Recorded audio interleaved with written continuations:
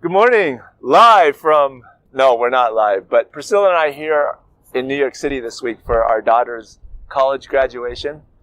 I'm thankful to be here. I'm thankful to be able to travel. I'm thankful that we're all getting a vaccine shot.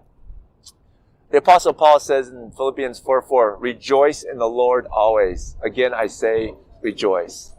The Bible teaches us to give thanks. We teach our children to give thanks, but we forget that as adults, we are to always be grateful and to give thanks. And the peculiar word here is, for emphasis, is always.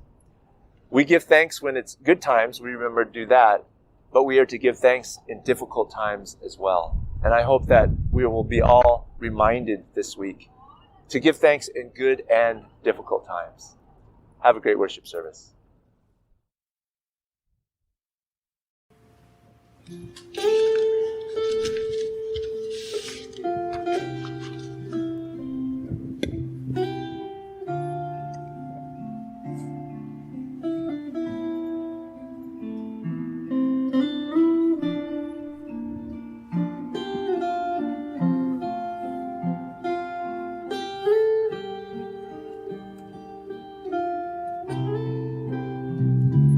Give thanks with a grateful heart.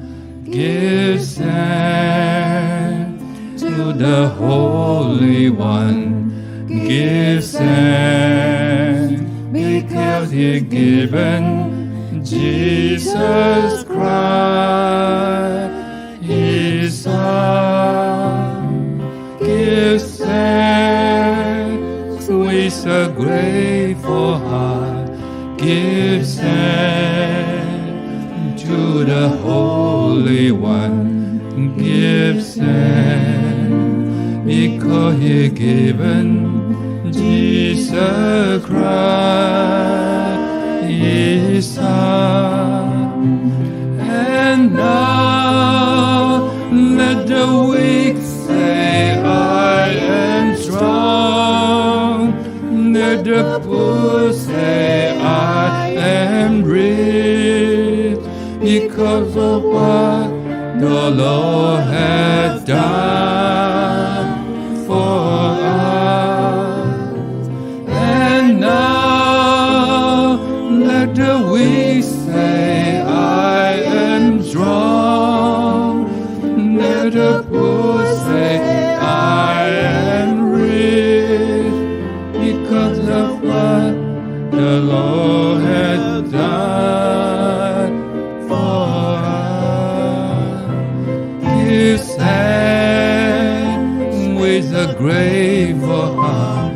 Give thanks to the Holy One. Give thanks because He given Jesus Christ, His Son. Give thanks with a grateful heart. Give thanks to the Holy One. Give thanks because He given Jesus Christ, His Son. And now let the weak say, I am strong. Let the poor say, I am rich, because of what the Lord has done for us. And now let the weak say, I am strong. Let the poor say, I am rich, because of what the Lord has done for us. His name.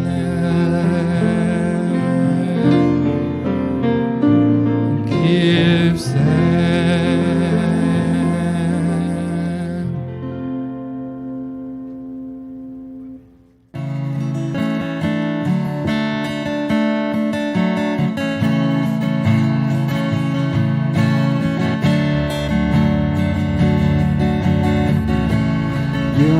God created by human hands. You are not a God dependent on any mortal man. You are not a God in need of anything we can give by your plans. That's just the way it is. You are not a God. You are not a God created by human hands. You are not a God dependent on any mortal man. You are not a God in need of anything we can give by your plan. That's just the way it is. You are God alone, from before time began. You are on your throne. You are God alone. And right now, in the good times and bad, you are on your throne. You are God alone. You're the only God. You're the only God whose power none can contend. You're the only God whose name and praise will never end. You're the only God who's worthy everything we can give. You are God, that's just the way it is. You are God alone, before time began. You were on your throne. You are God alone. And right now, in the good times and bad, you are on your throne. You are God alone. You're unchangeable. You're unshakable. You're unstoppable. That's what you are. You're unchangeable. You're unshakable. You're unstoppable. That's what you are. You are God alone. Long before time began, you are on your own.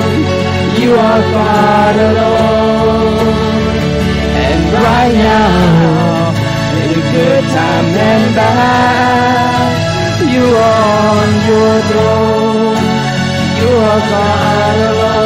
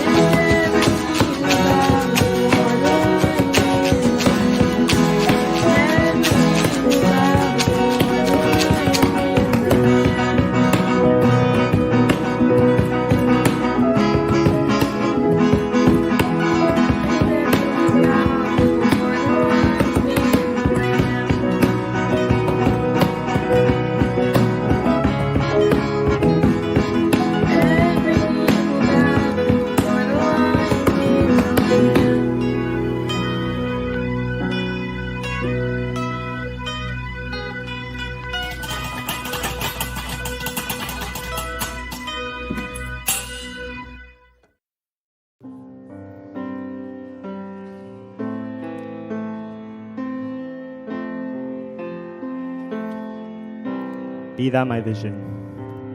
Be thou my vision, O Lord of my heart.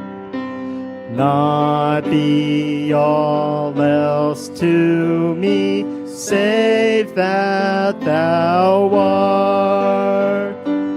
Thou my best thought, by day or by night, waking or sleeping, thy presence my life. Be thou my wisdom, and thou my true word. I ever with thee, and thou with me, Lord. Thou my great Father, I thy true Son. Thou in me dwelling, and I with thee one. Riches I heed not, nor man's empty praise. Thou mine inheritance, now and always.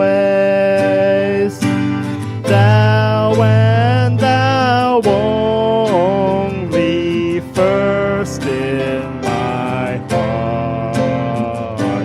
High King of heaven, my treasure thou art. O God, be mine. O God, be my everything, be my delight. Be Jesus my glory, my soul satisfied. O God, be my everything, be my delight. Be Jesus my glory, my soul satisfied.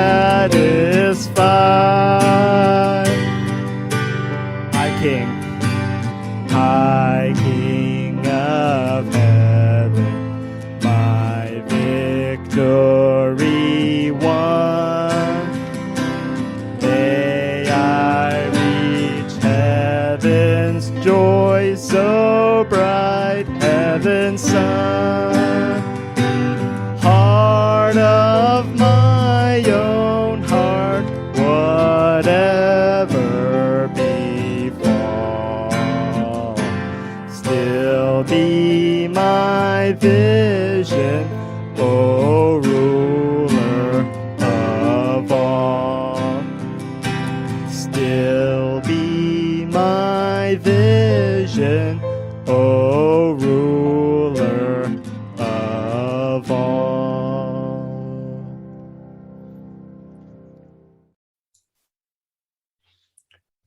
Well, I'm excited to be talking to you today about why I am not an evolutionist.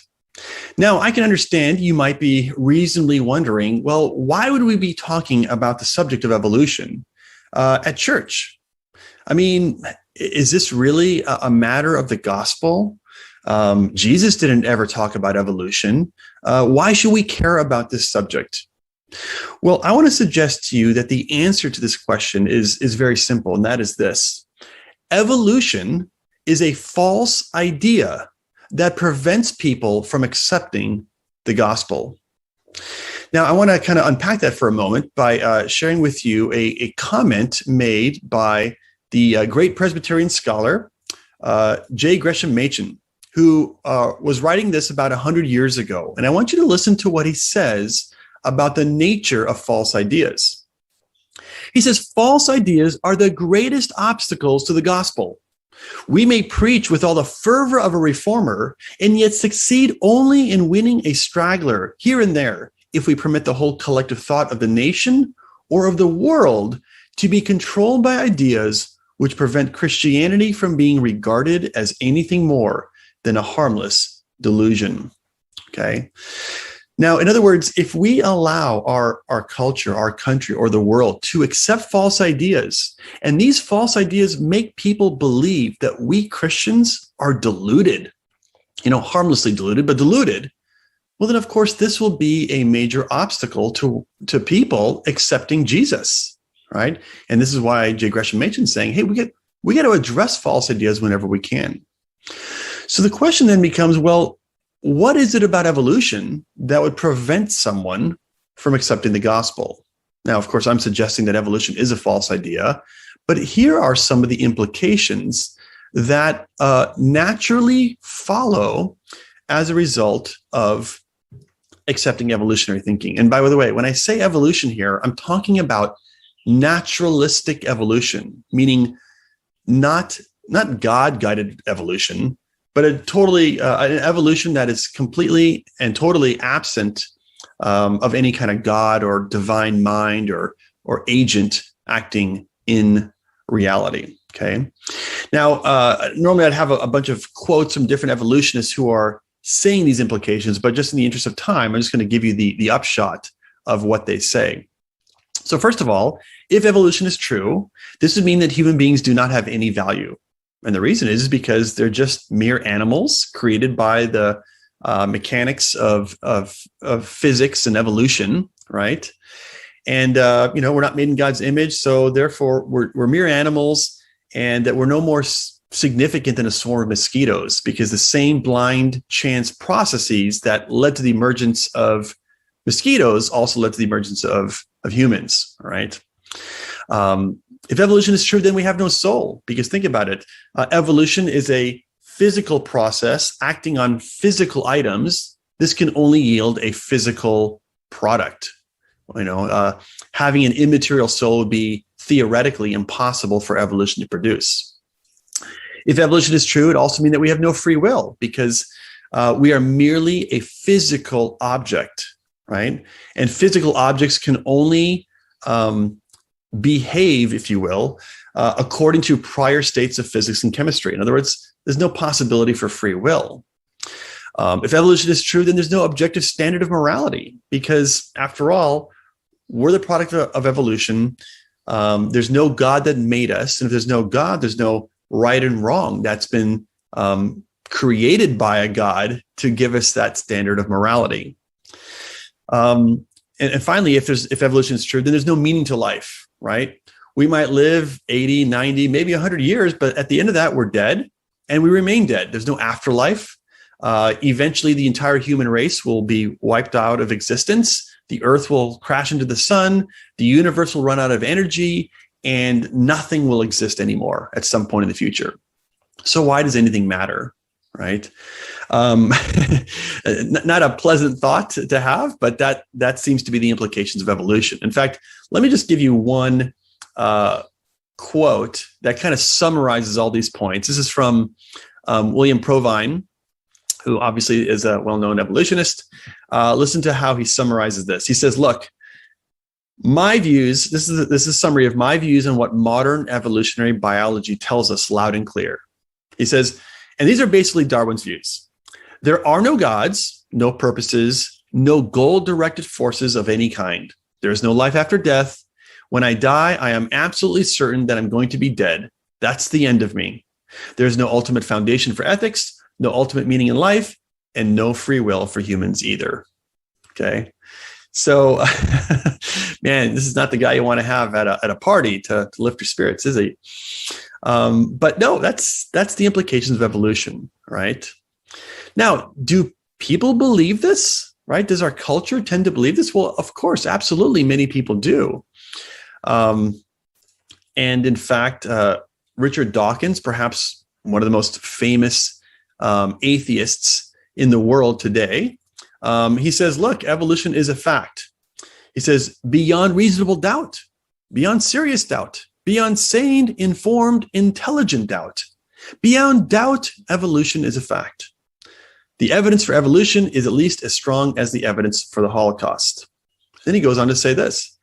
It is absolutely safe to say that if you meet somebody who claims not to believe in evolution, that person is ignorant, stupid, or insane, or wicked, but I'd rather not consider that. All right, so here's the question then. If you don't believe in evolution, which one are you? Right? Are you ignorant, stupid, insane, wicked, right? Those are your options, okay? Now, I understand evolution is an incredibly complex subject. There is evidence from geology and paleontology and genetics and chemistry, and it can just be overwhelming. And no single person can expect to understand all of what evolution says and know how to respond to it. You know, even I don't claim to be that kind of a person. So what I want to do though is make or offer you a more modest approach to this question. And that is, I just want to teach you just one thing today, and that is one tactic. And this one tactic will help you when you run across the topic of evolution. All right.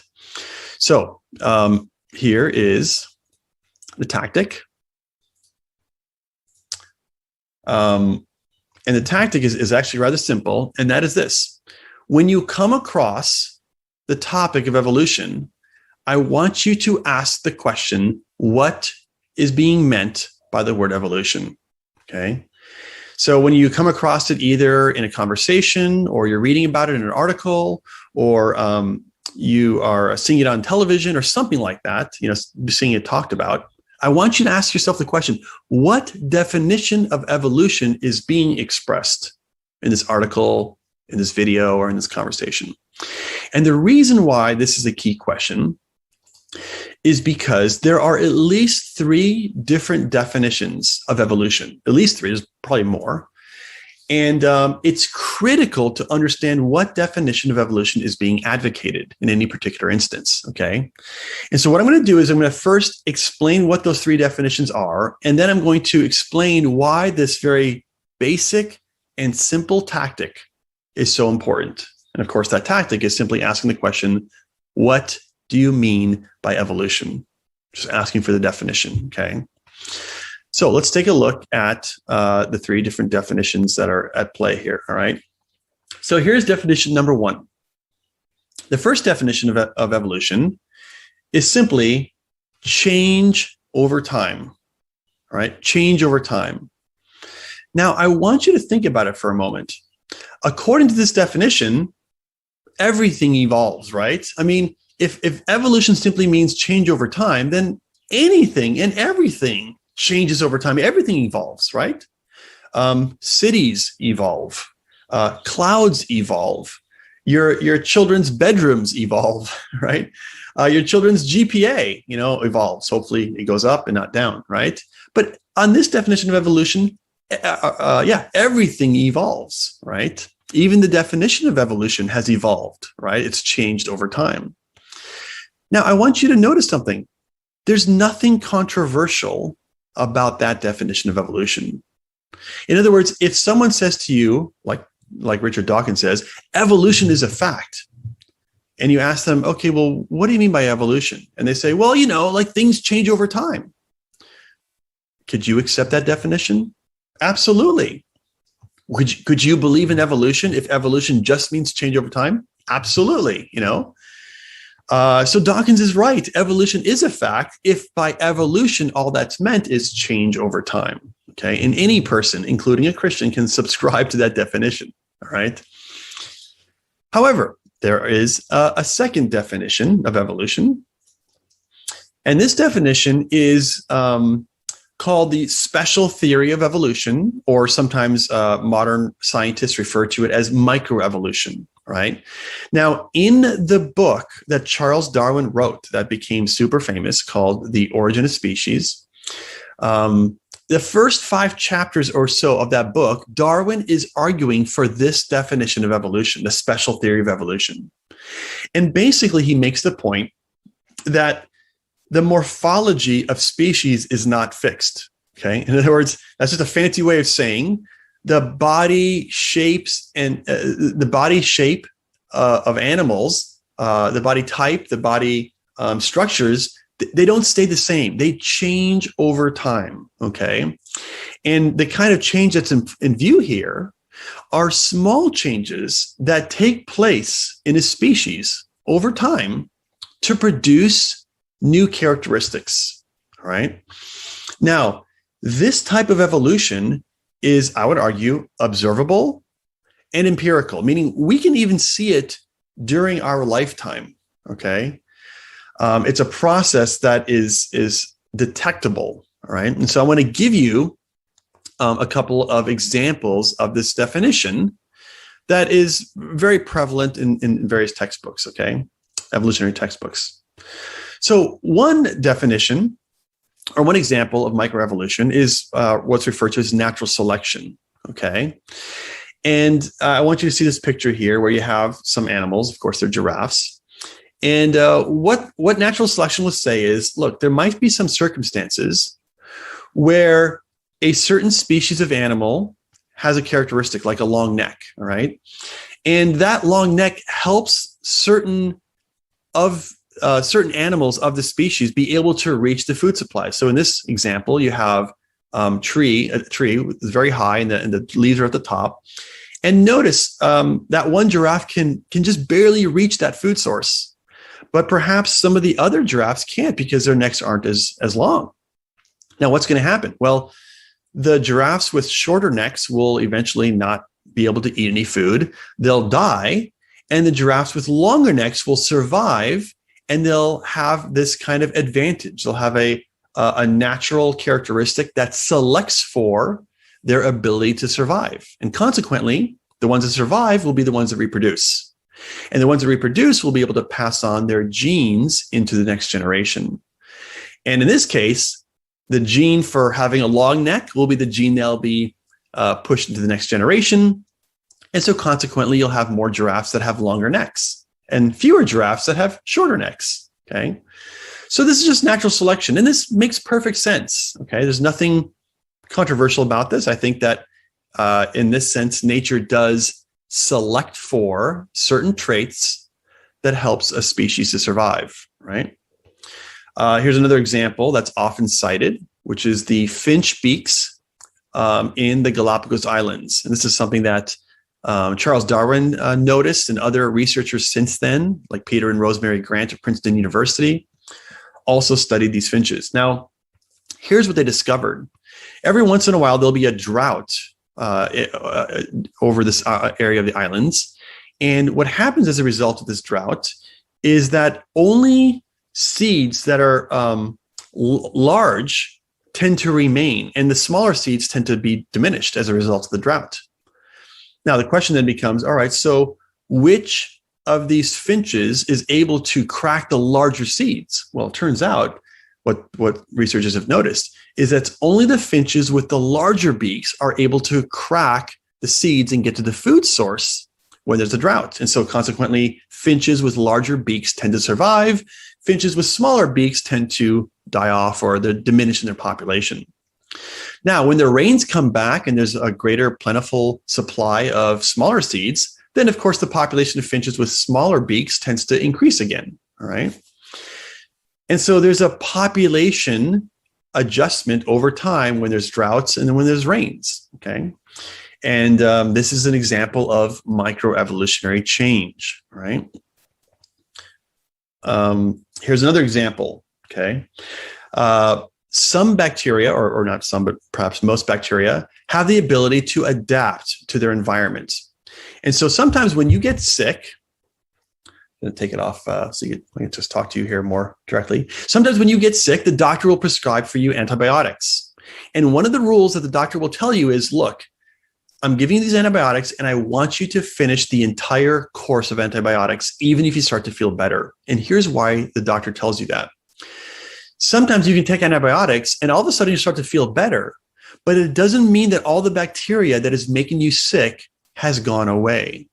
And what happens is if you stop taking those antibiotics, some of the bacteria that's still alive that was once making you sick will adapt to the antibiotics, they'll develop a resistance to the antibiotics. They'll remultiply. They'll make you get sick again. And then when you take the same antibiotic again, it won't work because the bacteria have changed. They've evolved. They've developed a resistance to the antibiotics. And so now the antibiotics don't work. All right. This is an example that evolutionists cite of evolution. And what they mean by that is a microevolutionary change. Okay. Now, let me give you one additional, perhaps an obvious example. Adam and Eve, right? As Christians, we believe Adam and Eve were the first humans, right? And they had a certain height, a certain skin color. I'm not presuming they were white, but that's just a little cartoon I'm just showing there, right? Probably didn't have brown and red hair or whatever these guys have here, right? But they had a certain height, a certain facial structure, a certain hair color, certain, bone structure, so on and so forth.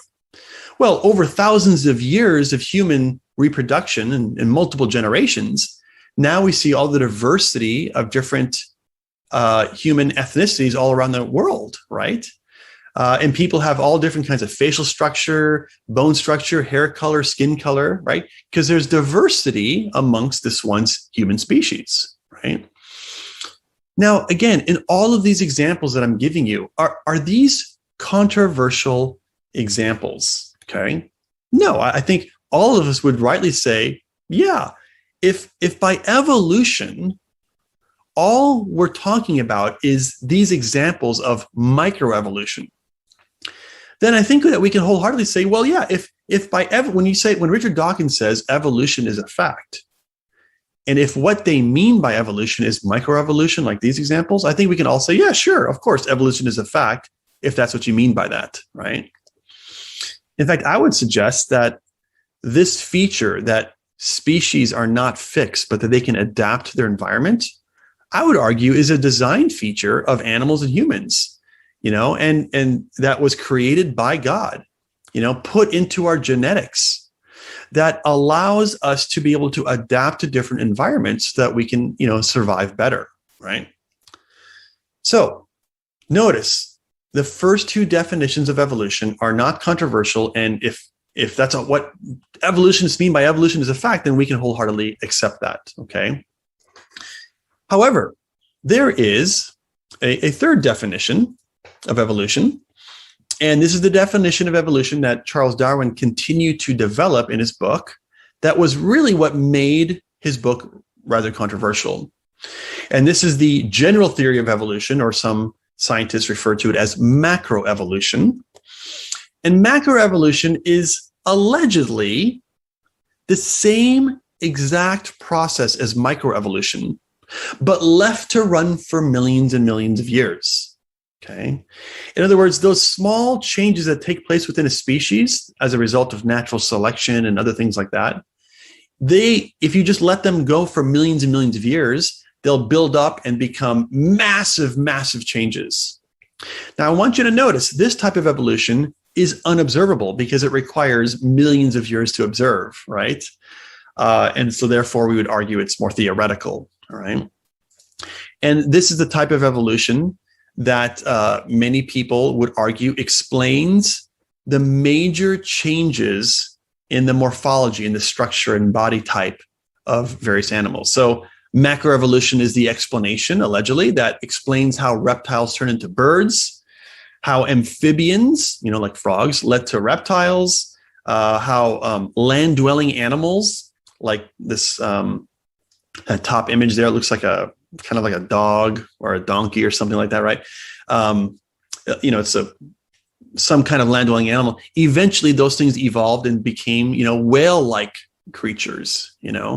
These are all claims that macroevolution makes, and of course, the most famous claim is that ape-like creatures eventually evolved into human beings. All right.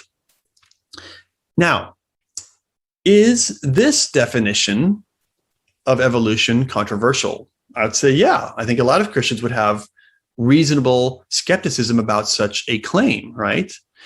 If is evolution a fact in this sense? Well, if by evolution you mean macroevolution, then I'd say no, this is not observable. It's not empirical. It's more of a theoretical kind of thing. It might be true. I'm not saying it's not true, but you can't just assert it, right? And in fact, I would say there's two problems with the claim that macroevolution is true based upon microevolution. And here's where I'm getting to two problems I see with these definitions, okay? And this is why I'm saying it's so important for you to ask the question, what do you mean by evolution, okay? So here are the two problems that I think are related with regards to these these definitions. The first is called, I'm going to define it for you, the fallacy of equivocation. So fallacy just means error in thinking. And it's an error in thinking with regards to equivocation, all right? And what I mean by this is that evolutionists will often equivocate on the meaning of evolution, which means they'll offer one definition for evolution, and then they'll offer another definition of evolution that's different, but they'll always use the same word, evolution, but have two different meanings in mind, okay? And the second problem I see with these multiple definitions is that oftentimes, as I was mentioning before, examples of microevolution, or even examples of change over time, are offered as evidence for macroevolution. In other words, they'll give examples of definition number one or definition number two, and they'll use that as evidence for macroevolution. And this, again, is what I call the fallacy of equivocation. So let's take a look at what I mean by this so that you understand it. You may be familiar with this kind of trick. It's not that it's necessarily always intentional, but sometimes it is. When a Jehovah's Witness comes to your door, okay? Now, Jehovah's Witnesses do not believe Jesus they don't believe in the Trinity, okay? So they want to try to show that the Trinity is absurd and nonsensical. And here's one of the ways they do that. The Jehovah's Witness will say, hey, you guys believe Jesus is God, right? And we'll say, sure. And they'll say, well, you also say God is triune, like God is Father, Son, Holy Spirit. And we'll say, sure, yeah. They'll say, well, okay, well, if Jesus is God and God is triune, therefore Jesus is triune. So notice what's happening. The first two sentences are true, but if they're true that Jehovah's Witnesses are arguing, therefore, then Jesus would also be triune. Jesus would also be Father, Son, and Holy Spirit. But that's not true. That's nonsensical. And the reason why this occurs is because they are equivocating on the word God, okay? So when we say Jesus is God, what we mean by that is Jesus is divine, okay? When we say God is triune, by the word God, we mean Yahweh, right? So notice the word God is the same word in both of those sentences, but it has a different meaning, okay? And when you don't make that meaning explicit and define it, then you're equivocating on the word God. You're meaning God in one way, in one case, and then another way in another case. And that's the fallacy of equivocation. That's not fair to do that, okay? You should be more upfront and explicit about your definitions, okay?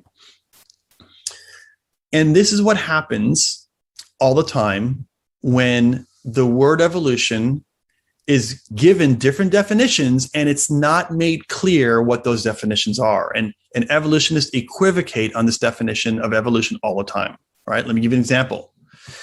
So they'll say, look, evolution is a fact, right? And they'll give you an example of how finch beaks can change over time, which is not controversial, right? And so they'll get you to admit to that or acknowledge that that is legitimate. And they'll say, so therefore, since evolution is a fact, then evolution is true. A land-dwelling animal can turn into a whale. And you're like, well, wait a minute, how did you make that jump? And what's happening here is, again, they are equivocating on the word evolution. When they say evolution is a fact and they point to finchbeak examples, what they mean by that is microevolution. And then they say, once they've gotten you to commit to that, which you reasonably commit to, they say, well, therefore, evolution is true. And what they mean by evolution now is macroevolution, right? They'll say evolution is a fact, and they'll point to examples of bacteria developing an antibiotic resistance, which will say, of course, yes, our doctor tells us this all the time, and we know it's true. They'll say, okay, well, if it's a fact, then therefore evolution is true. And of course, then they'll point to, the apes to man kind of hypothesis, right? But again, they are equivocating. And in the one case, they're talking about evolution, they're referring to microevolution. But when they say, then they point to another example, it's macroevolution, right? We didn't give this example earlier, so I'll skip it for now, okay? But this is what I'm saying is a problem, is that they're routinely equivocating on this definition, all right? Let me give you just a couple of examples of the National Academy of Sciences, which perhaps is the most powerful science organization in the country.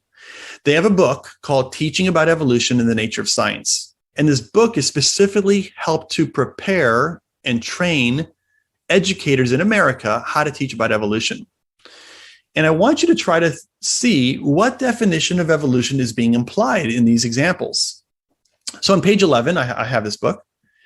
It says this: the world around us changes. This simple fact is obvious everywhere we look. Mammals now live in a world that was once dominated by reptilian giants, such as the T-Rex. Well, notice that definition of evolution is which one? It's the first definition, change over time. Okay. Of course, the world around us changes. That's not controversial at all, right? Page 55. No one saw the evolution of one-toed horses from three-toed horses. Okay, yeah, it was not visible because it happened over a long period of time. But that does not mean that we cannot be confident that horses evolved.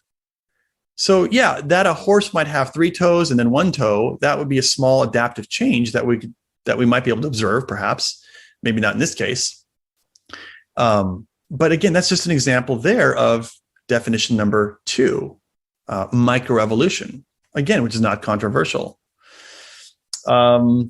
Evolution is in the broadest sense, explains that what we see today is different from what existed in the past. Galaxies, stars, the solar system, and the Earth have changed through time, and so is life on Earth. So again, that's just an example of change over time. No big deal, not controversial. The North American lacewing species separated from a common ancestor species recently in evolutionary time and are very similar, but they are different in color, reflecting their different habitats, and they breed at different times of the year. Okay, so again, here you have an example of a bug, an insect that has different colors or whatever it might be, and they breed at different times. Again, that's the microevolutionary change. That species is still the same species. Okay, so the point I'm making here is that in their writings, they avoid making this distinction between change over time, microevolution, and macroevolution. They just simply use the word evolution in every single instance, thereby suggesting that examples of change over time and microevolution are evidence for macroevolution. Okay.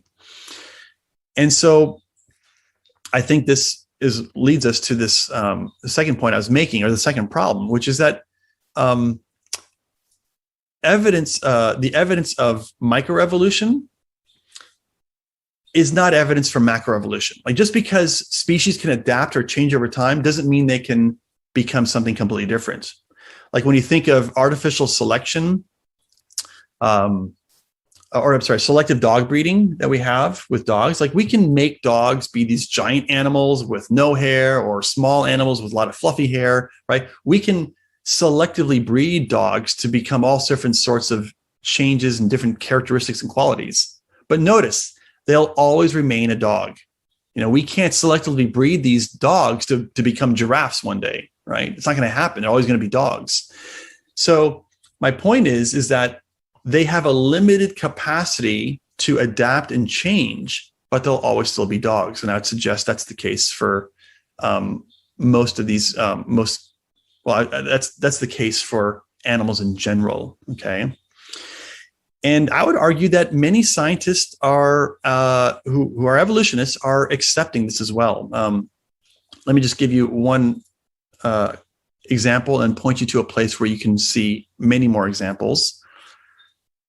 Lynn Margulis, eminent biologist, PhD from UC Berkeley in botany. She's a member of the National Academy of Sciences. She was married to Carl Sagan for a time. Okay. And she acknowledges that evolution, in terms of microevolution's capacity to create, new creatures is very limited. She says, look, natural selection, which is an example of microevolution, eliminates and maybe maintains, but it doesn't create. Neo-Darwinists say that new species emerge when mutations occur and modify an organism. I was taught over and over again that the accumulation of random mutations led to evolutionary change, led to new species. I believed it until I looked for evidence. Okay. And the point she's making is that, yes, microevolution and change over time, those first two definitions, yes, they have the capacity to create new characteristics, but they can't create new creatures. That's a completely different thing.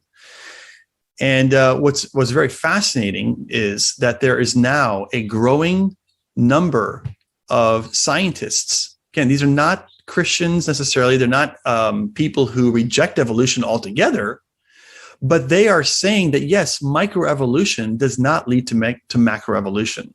Okay. It's called the third way of evolution. You can go to the website, thirdwayofevolution.com. And these are evolutionists from Oxford, MIT, UCLA, Princeton, and dozens of other well-known academic institutions all around the world. And listen to what they say is their declaration on the website, or at least part of it. It says, Neo-Darwinism ignores much contemporary molecular evidence and invokes a set of unsupported assumptions. It has elevated natural selection into a unique creative force that solves all the difficult evolutionary problems. This is inconsistent with significant bodies of empirical evidence. Okay. And they have a list of all the scientists, evolutionists, who have signed on to the statement. Now, again, they're not saying that intelligent design is true or that the genesis is true or anything like that, but they're rejecting the idea that these first two definitions of evolution, change over time and microevolution, can lead to all these macroevolutionary changes that are claimed. All right. So, in summary, why am I not an evolutionist? Well, I am an evolutionist if by what you mean by evolution is change over time or microevolution, because those are facts in a sense. But I'm not an evolutionist if what you mean by evolution is macroevolution, because the evidence for microevolution and change over time does not produce the macroevolutionary changes that many people are claiming. And indeed, as you can see, many evolutionists are also acknowledging that as well. So this is why I'm suggesting to you that this simple tactic is so critical and important. Just asking, what do you mean by evolution? Just get that definition. Find out which of the three definitions is being invoked, and it'll help you to be able to, either acknowledge, yes, microevolution is true or change over time is true, right? But be able to make a distinction between that and macroevolution, all right? Let me close by just citing here what I think we all know to be true, and that is, yes, we do know how life got here. God made us. I didn't argue for that or give evidence for that, but that wasn't my point here.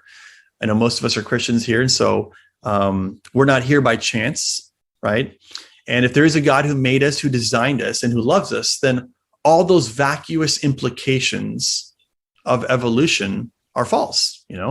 We do have value. Humans do have a soul. We do have free will. We do have a standard of morality, and we do have ultimate meaning. And that's why David, the psalmist, in Psalm 139 says, you created my inmost being. You knit me together in my mother's womb. I praise you because I'm fearfully and wonderfully made. Wonderful are your works, and my soul knows it very well. Okay. So we know that we are not products of a blind mechanical and chance process. God has purposely and lovingly made us. And we are literally the pinnacle of his creation. So make it your duty this week to live in a way that reflects that truth. Thank you. All right, it's always great to have Alan Shlemon. We are here at Times Square. By the time you watch this, we will actually be at home. But I want to show you a 365-degree panoramic view of where we're at.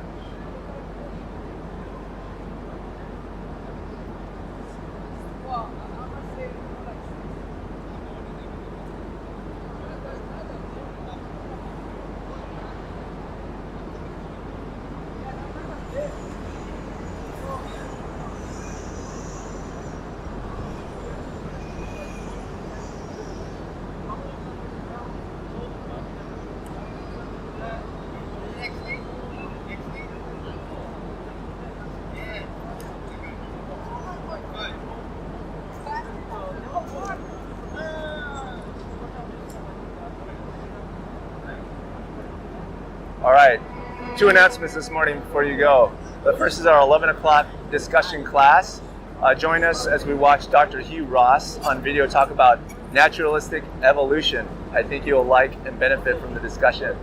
The second announcement is our return to church. As I mentioned, our church will be phasing back to in-person church at the end of June. I will be taking a survey, sending out a survey to you once a month, asking you 2 very simple questions about your readiness to return to church. It's an anonymous survey, a Google form, so please help us out to understand how you're feeling about that. All right, so for those of you who are leaving, may God bless you. May you be a blessing to others this week. See you at 11 o'clock. See you soon. Take care.